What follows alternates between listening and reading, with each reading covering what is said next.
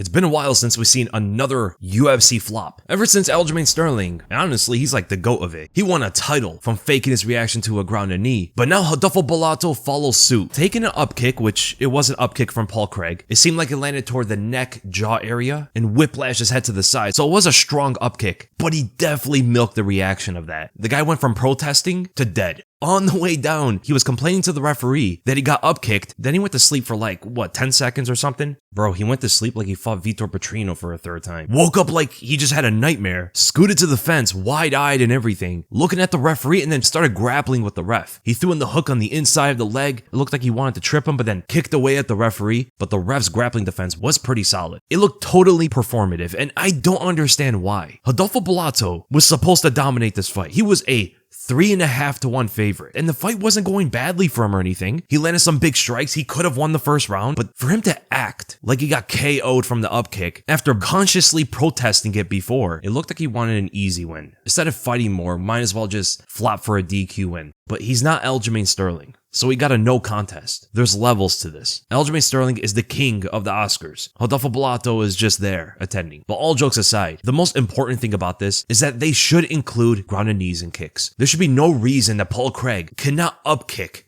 Rodolfo Bellato in that position. Just in a general fight. Like, imagine telling somebody you can't kick this guy in the face who's posturing up on his knees above you. If grounded kicks were allowed, no fighter will ever be posturing above his opponent like that anymore. Because he is playing the game. Bellato is the one playing the game, not Paul Craig. He is staying on his knee on purpose so that Craig cannot kick him. But that's so unnatural. You should be able to kick the opponent if they're playing with the rules. And same thing when Jan kneed Aljamain Sterling.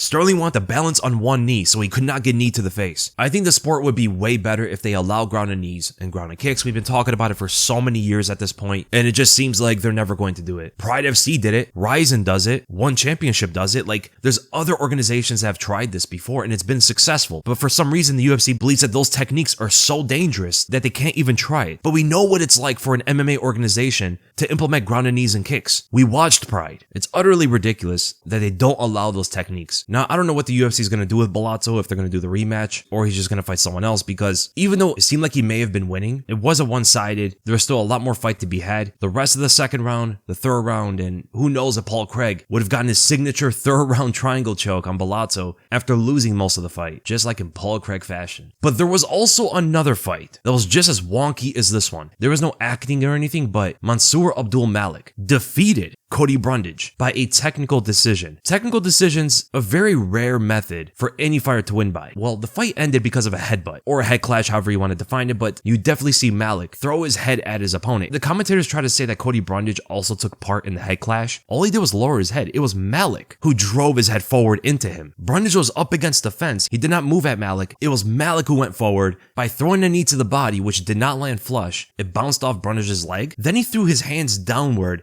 and his head into Brundage's. Brundage drops, and the fight was stopped. Now, the difference between that and the Bellato fight was that stoppage was in the third round, so 2 rounds got scored. Therefore, they went to the scorecards. But why would they go to the scorecards when Brundage had really no fault in the head collision? Like, I don't fault him for lowering his head. He did not drive his head forward like Malik did. I would say that's an accidental headbutt. In fact, that is what the announcer said. It's an accidental headbutt from Malik. So why are they going to the scorecards? I always thought they went to a technical decision when the foul was at fault of both fighters. Like if both of them went forward at each other and then there's a head clash, then I would see why there's a technical decision. But if it was mostly Malik's fault for the head clash, he should not be benefited by going to a decision then. And that's not even the most confusing part. The most confusing part out of all of it was that they also scored the third round when there's only like 30 seconds of it. They scored 30 seconds of the third round and gave it to Malik. Therefore, he wins the decision. 2 of the judges scored it 1-1. There's no reason to score the third round, bro. After all the crazy finishes we've seen in the UFC, have we ever seen an incomplete round get scored? I don't think they should do that. 30 seconds of the third round gets scored and given to Malik.